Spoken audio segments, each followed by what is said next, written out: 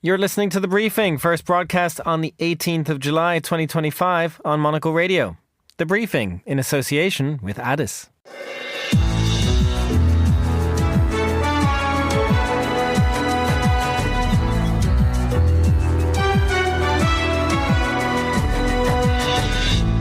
Hello and welcome to The Briefing, broadcasting live from Studio One here at Midori House in London. I'm Chris Chermak. Coming up on today's program. We had been free riders in the past, and the Americans guaranteed our freedom and our security, and they are not willing, understandably, they are not willing to do that any longer. German Chancellor Friedrich Merz wraps up a trip to the UK with an admission and a promise that Europe is getting its house in order, but he is also picking a fight with Brussels. From there to Milan, where a growing property scandal has engulfed the mayor, and then... Through this strategy, we will usher in a new chapter in our democracy, reflecting our principles and restoring faith in our politics. The UK plans to lower the voting age to 16. We'll ask how that will impact voting habits. We'll have the latest on that and afterwards. We don't go to the movie theater to be lectured to and to have somebody throw their ideology onto us. I wonder if it'll be successful. Superman beats back its critics in the US with a blockbuster opening week. We'll look at that and what else to watch this summer season with film critic Karen Krzanovich. We'll also tell you which wine to pair with your summer activities in the return of our Friday summer series. All that right here on The Briefing with me, Chris Chermak.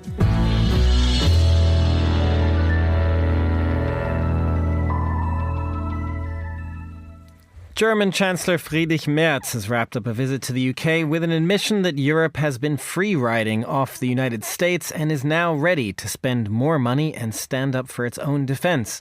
Perhaps somewhat contradictory messaging has come from Berlin, where the government has rejected an expansion of the European Union's own budget to pay for all of the EU's priorities and stand on its own 2 feet. Well, Aaron Burnett is Senior Fellow at the Democratic Strategy Initiative Berlin and joins us now. Aaron, good to have you back on the show. Let's start with the defense angles here. Friedrich Merz has been one of the fiercest advocates since coming to office for European defense. Is he gaining traction on that? I mean, he certainly is domestically. It's quite noteworthy the degree to which Merz has managed to get increases to defense spending passed in Germany. One would have expected a little bit more fanfare among the fact that, he's essentially bent the constitutionally enshrined debt brake to be able to raise defense spending domestically. Also, his government has now pledged that Germany is going to increase its defense spending to 3.5% of GDP on, sort of hard defense by 2029. And that's a far cry from some of Germany's allies, including the United Kingdom, who have pledged only to really reach 3% to 3.5% by 2034. So, I mean, he is making a play to really, say that Germany is going to be a country that's going to lead on this particular file in terms of the actual investment in resources in defense. It's interesting, Aaron, if you say that this has been downplayed somewhat. I wonder then how Merz's visit to London went down back in Berlin. Was the security stuff in focus, or was it more about the economy? Oh, I think I think security is always in focus, also domestically in Berlin as well. I mean, also because Berlin knows that it's expected to foot a major part of the bill for better European defense. So Merz is obviously going to the UK and other key European capitals to make sure that his partners and allies are really in line with his messaging and his goals here. Because if there's no sort of consensus that everybody has to move forward together, that obviously could have political implications at home later. Not necessarily, I would say, because there is a massive amount of disagreement at home in Berlin about the need to spend more on defense, but there could indeed be some questions as, okay, where is everyone else with us on this if we can't secure this kind of cooperation? And there are sometimes, debates that pop up in Berlin around what has to go, in order to spend more on defense, the welfare versus warfare debate, which, we have argued that the Democratic Strategy Initiative is a false debate. You can't have high social spending at the same time as you have high defense spending. Nevertheless, the debate still happens. So Merz is sensitive to this as well, especially given that he has to govern in coalition with the Social Democrats, clearly. Aaron, that is a domestic fight within Berlin that is playing out, but it's also playing out on the European stage when you talk about priorities and how to spend on defense, because the European Union, Ursula von der Leyen, president of the European Commission, has unveiled her budget for the next 7 years. She wants a massive expansion of the European Union's budget to around 2 trillion euros.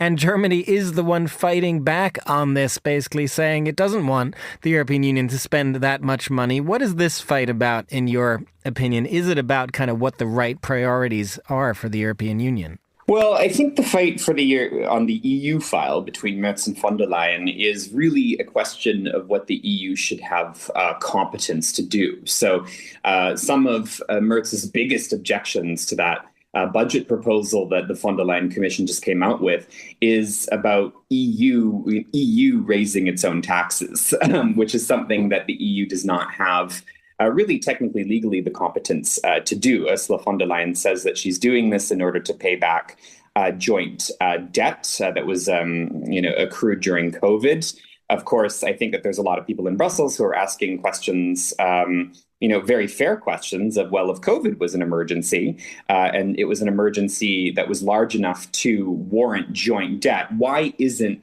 Russian imperialism similarly an emergency that would warrant the purchase of joint debt? Merz has poured cold water over the idea, says that the EU needs to go forth, with its goals on the money that it has. I think the big question will be, is Merz really serious also about seeing joint action at the European level on things like defense? This budget that the von der Leyen Commission has put forth really is, it's quite a politically brave budget, actually.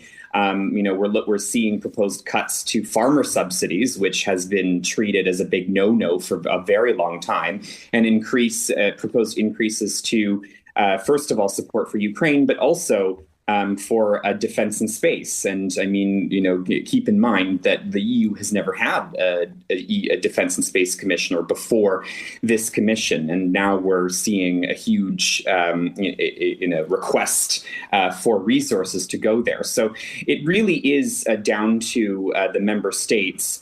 In particular, Germany is the biggest paymaster, to really come back with a serious answer, which says whether they are committed to this as an area of priority or not. And I think that's one of the reasons why Ursula von der Leyen has put this budget proposal forward. She knows it's brave, she knows it's ambitious, and she knows that she's not likely to get everything that she's asking for. But I think this is a strategy of demanding the maximum to really, make member states, Germany included, show their cards. Thank you very much, Aaron, for unpacking all that. That was Aaron Burnett in Berlin. And now here's Tom Webb with the day's other news headlines. Thanks, Chris. The US president has said he is ordering the release of pertinent files relating to the criminal investigation of Jeffrey Epstein. The latest announcement comes as the backlash against the US administration's handling of the Epstein files continues to grow. And a new bombshell report claims Donald Trump sent a lewd birthday card to the late sex offender for his 50th birthday in 2003. Benjamin Netanyahu has released a statement saying he deeply regrets the incident in which an Israeli tank fired on the only Catholic church in Gaza, killing 3 people and injuring several others, including a close friend of the former Pope Francis. The strike on early Thursday morning damaged the Holy Family Church in Gaza City, where hundreds of Palestinian refugees had sought shelter.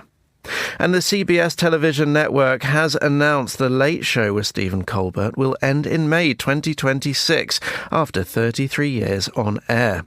The surprise move comes just 2 weeks after the parent company of CBS, Paramount, settled a lawsuit with President Trump for $16 million. In a statement, CBS said the decision to end the show is purely financial. Those are the day's headlines. Back to you, Chris.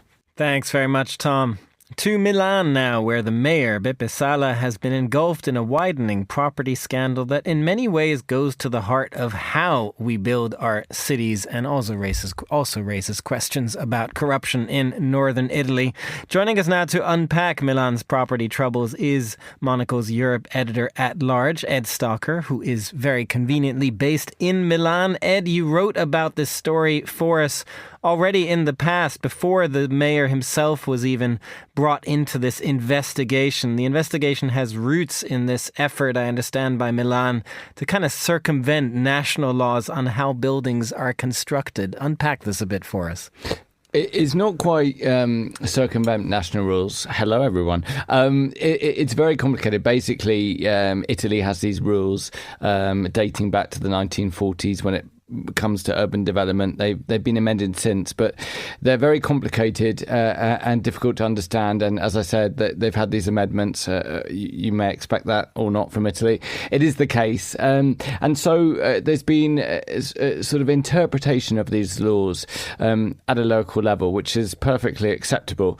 There's now questioning of how these rules were interpreted. On the one hand, the city of Milan, City Hall rather, has always maintained that it's been keeping within the law, and it's merely interpreting it rather in a certain way in order to facilitate development in the city. Now that there's investigations going on, those investigators seem to be disagreeing about that. Chris, it's a very, very complicated and detailed thing to unpack, but I'll do my best. Basically, Milan has become a very hot market for property development, really since 2015, and the success of its expo there. It's been ramping up in the last few years. Lots of buildings going up, architects pouring in. You've got things like the Olympic Village for next year's games going up, and developments of whole neighbourhoods, really. Going back a couple of years, there's been a questioning by investigators basically of these skyscrapers going up using an interpretation of the law that basically said that is normally used for much smaller changes to buildings. Essentially a way of fast tracking the development process. So that whole way of doing things, this fast track system that's allowed these developments to go ahead quickly, which investigators are arguing means a lack of checks and balances, has been severely called into question. Then there's some 20 investigations going on, just to give you an idea of the scope of all of this. And then this week, the sort of bombshell that is basically the announcement that was broken by several Italian newspapers that really key figures in Milan are under investigation. That includes, as you mentioned, Chris, Beppe Sala, who is the centre-left mayor of Milan, but also, others, also Giancarlo Tancredi, who's the councillor for urban regeneration, obviously key in these sorts of developments, and who I've interviewed as well, by the way, for that article to which you alluded earlier, which was in the Salone del Mobile Milan newspaper we did. Also, Manfredi Catella is apparently under investigation. I've also interviewed him for Monocle. He is a huge figure in the property scene here in Milan. He's the president of Coima, which have been responsible for lots of developments, including, by the way, that Olympic Village for next year, which I talked about, and Porta Nuova, this whole new development that sort of really changed that area a decade or so ago. It's the early stages of this investigation, but essentially it boils down the investigators, the Milan prosecutor's office is saying there's a sort of network of corruption going on here, and that favours have been dished out, and all sorts of things have gone on to sort of facilitate these things happening. I could go even into more detail, Chris, if you'd like. There is so much detail I know that you could go into. So much. But let's zoom out a little bit, because what I'm curious about is what this does for Milan's reputation, Ed. Do you feel that there, or that of northern Italy for that matter, which kind of prides itself on being corruption-free, or at least less corrupt than the stereotypical image of southern Italy? Yeah, I mean, just to quickly finish, I mean, this commission head who's charged with granting these permits, Salah, is accused of sort of not raising a conflict of interest in the fact that this person was very close to several developers in the city. And also there's a possibility of favours or benefits, if you like.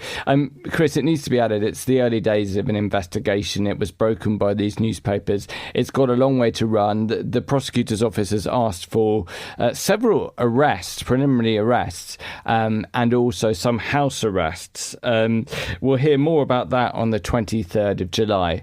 But to finally answer your question, just after I dropped that information in, yeah, I mean, it's not a good look. You know, Milan has always prided itself as being a centre of business, of culture, of design, of fashion, which it is, and of being the most functional city in Italy. And so the fact that, there is this investigation, it needs to be added that, none of these people have yet been found guilty. It is the very early stages, although someone in the City Hall was arrested, Johnny was arrested in March of this year. But as I say, no one's been found guilty, and it is the early stages. But in terms of image, it doesn't look great. And of course, I mentioned before, Milan is one of the co-hosts of the Winter Olympics that are taking place in 2026.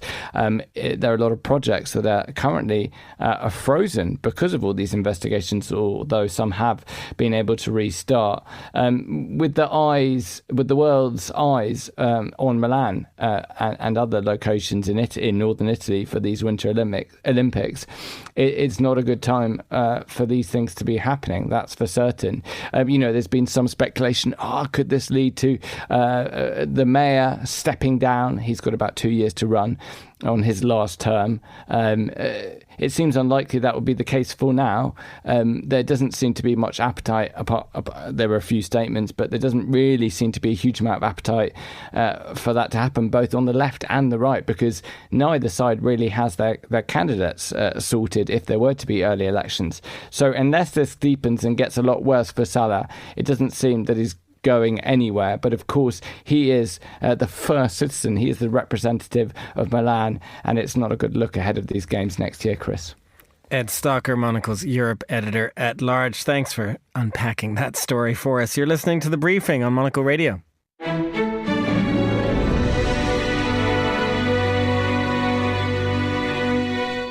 This is The Briefing. I'm Chris Chermak. To election news here in the UK now, because even though the next general election is many years away, the government says it will lower the voting age in that next election down to 16. Now, the UK would not be the first country to make this move. Even here in Europe, Austria was among the first countries to do it, and even some parts of the UK, including Scotland and Wales, have recently been working with this move. And to tell us more about sort of the benefits, pitfalls, political consequences, we're joined by Dr. Stuart Fox, Senior Politics Lecturer at the University of Exeter. Stuart, good to have you on the show. Let's start with kind of why this decision has been taken now, in your opinion. Good afternoon, Chris. Yeah, this is a proposal that was in the manifesto for the Labour Party for the last general election. So ever since the election, it's been expected that this would come about at some point.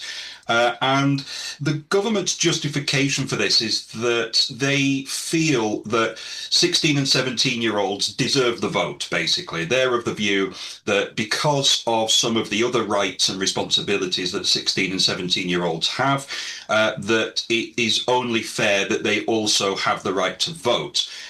There's also a belief on the part of the Labour Party that this will contribute to a wider agenda that they have to try and rejuvenate British democracy. Their view is that we can increase trust in democracy, make it more vibrant through a number of measures, of which this is only one. But allowing 16 and 17-year-olds to vote is one of the steps that, in the government's view, is going to improve the vibrancy of British democracy.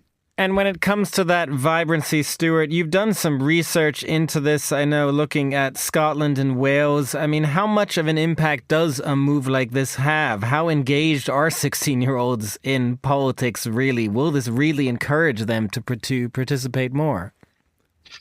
I think the evidence is a bit mixed, but there's very little reason to think that this is going to make a drastic difference to how engaged with politics young people are.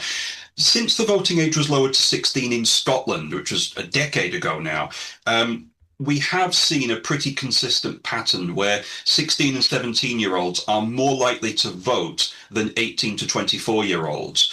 But they are still less likely to vote than anybody over the age of 25. There's a little bit of evidence as well from a really good study that was published earlier this year that those who were able to vote when they were 16 in Scotland a decade ago are exhibiting a above average relative to other young people likelihood of voting in elections as well. But at the same time, we've got the experience of Wales, where the voting age was lowered to 16 for the 2021 Welsh elections, and it was a disaster. Not only did most 16 and 17-year-olds not vote, but about half of them didn't even register to vote in that election. So we've got encouraging evidence from Scotland that this will increase youth turnout, but the evidence from Wales should give everyone a cause for concern. So I think we can be quite sceptical that this is really going to have a massive impact on the way that young people are engaging with politics, or indeed on the way that politicians are likely to try and reach out to young people.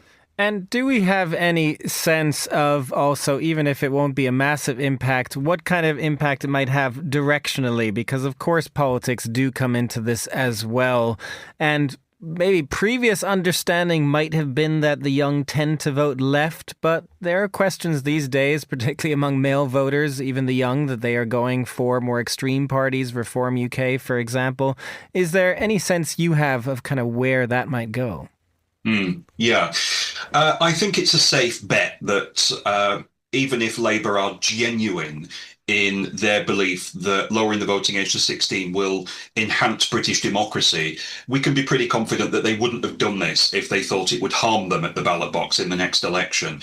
The expectation is certainly that the major beneficiaries of more 16 and 17-year-olds voting would be the Labour Party, the Green Party, the Liberal Democrats, and in Scotland, the Scottish National Party. But that still means that that's potentially 4 parties for these newly enfranchised voters to go for. And there's no one of them that really can expect to have a monopoly on the support of these voters. When it comes to reform, I think the appeal of reform to young people in Britain is something that is consistently overstated. Reform certainly appealed to some young people, and as you noted, young men more than young women, but their popularity is really limited to probably about 10 or 15% of 18 to 24-year-olds, even amongst the young men.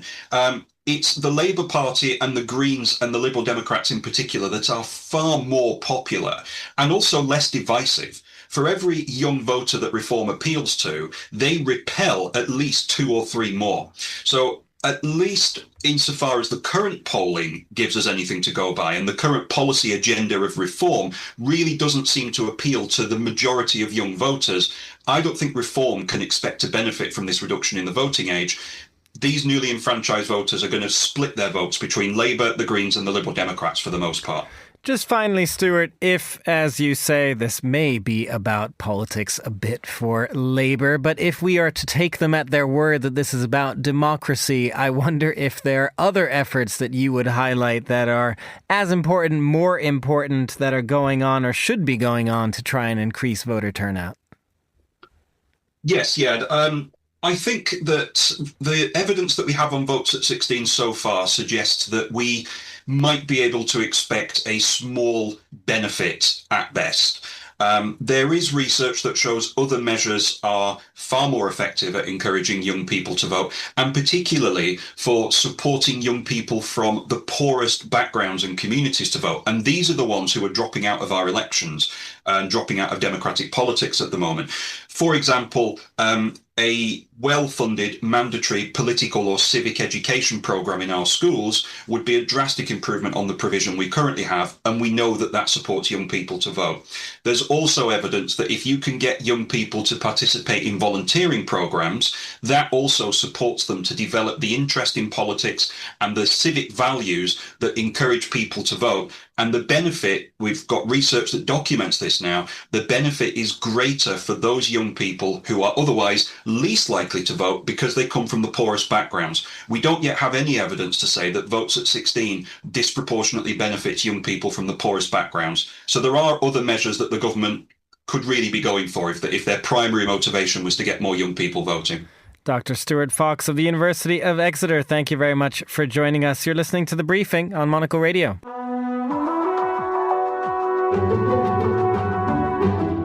The summer box office season is in full swing. Jurassic Park really kind of kicked things off a few weeks ago, and this week Superman returned to the screens with yet another rendition of the Man of Steel, though he's not being called that in this version.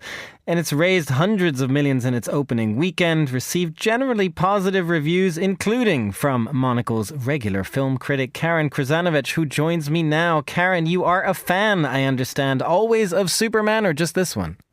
No, I'm not a fan of any superhero, to be honest, but I do love a good movie, and this is one of those. In fact, everybody, when I came out of Superman, which I saw in IMAX, which makes a difference, I said to everybody, really, the guy at the Tube, whatever, I said, if you see Superman and you don't like it, I will buy your ticket. I will pay for your ticket, because I think this is really, it's more than a reboot. It's a reshaping, and it shows that James Gunn, and I'm not a huge fan of him all the time, but it shows how much he loves what he's doing and he loves the story. It is quite a statement, I have to say, Karen. If you say you're generally not into superhero films, why does this one particularly excite you then? Yeah, I try to go to a film with an open mind, and if I really hate it, I will. Just try not to review it. But this one just is fresh. It's fun. It's pacey. It's not ponderous. There's no real preaching message. And of course, it has a naughty dog. So if you don't like anything else, and this was inspired by James Gunn's own adoption of a rescue dog that was really very naughty and was chewing up things and doing, bad things. And that's what Krypton does. So. I mean, there's a dog, so you obviously have that. But it's interesting, Karen, that you said there it is not preachy, because of course it has entered the political polarizing space that is the United States. There has been some backlash from some Trump Maga supporters about the messaging. Was this in any way a political movie in your mind? How has it kind of overcome all that? To be a superhero is not to be apolitical. You have to be political. I mean, even the Joker is political, So it is about. I said, I came to this country, he says, and Gunn gave this wonderful quote: "An immigrant that came from other places and populated this country. That, for me, is the story," and that is Superman's story. We don't really get his backstory here. We get it sort of slightly, but we all know he came from another planet and he came here to help us. There's a twist there, but I won't reveal it. And if you think about it, any country, America, let's take America, because that's what we're talking about. Everybody's an immigrant somewhere along the line, unless you're a native. And I think that people who say, well, my family's 600 years old and I've been in this country that long, you say, well, my family didn't start like 10 years ago. They're from somewhere.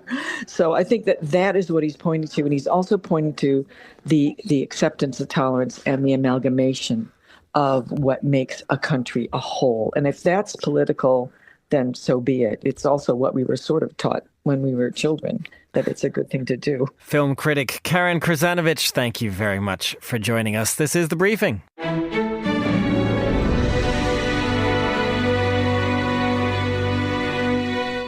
And finally, on today's show, it is time for our weekly summer series where we tap Monocle's editors and leading contributors to regale us with their summer recommendations, seasonal dishes, engrossing beach reads, magical vacation spots, elevated fashion tips, and for this week's edition, Monocle's Anita Riota spoke with our resident wine expert, Chloe Lake, about which bottles she's pairing with her summer activities. Chloe began by telling us her favorite wine to bring out for a dinner al fresco with friends. We are in the summer season, so I would probably suggest a nice white to kick things off. The one I have in mind is called Los Conejos Malditos, and it's a Spanish wine from a lovely kind of small producer started by three friends in the 90s, 1999 to be precise. And it has a bit of a funny story behind it. Basically, the vineyard that these three friends kind of took over was attacked by rabbits and is continually attacked by rabbits every year.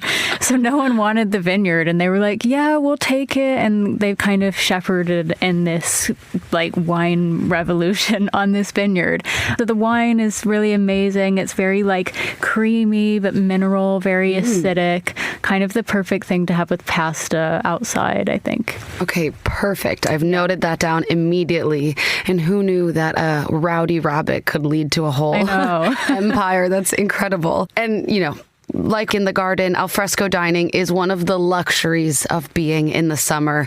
What else would you recommend for, you know, eating outside, a picnic or a lunch in the sun?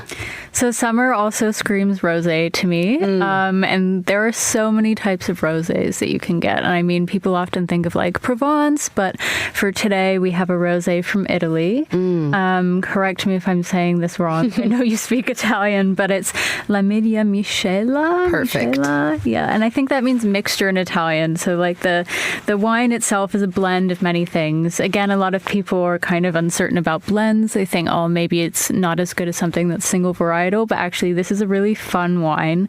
Very acidic, a great wine for enjoying outside. It's very fruity, kind of has some spiced aromas from the white grapes, and great chilled with some fruit or some cheese and in good company.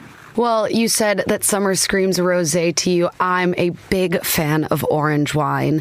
Can you recommend something in that hue to us? And, you know, paint us a little picture. Where would you think it's best enjoyed?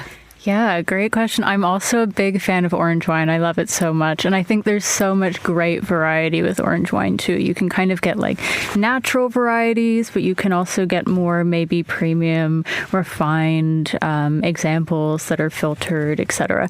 And that's kind of the direction we're going in today, which I imagine enjoying on maybe a terrace. As the sun's setting, you have a glass of wine in hand. It's really cold. You're kind of, the glass is the same color as the sun. It's all very orange. And this one is from Japan, so it's a little bit more left field, from a place called Chateau Mercian, and it's a Koshu Gris de Gris. And Koshu is a varietal that's kind of native to Japan. They didn't have many of those until more recently. They're kind of a younger winemaking country, but where it's produced is like the fruit bowl of Japan, let's say. So it's really, really lovely.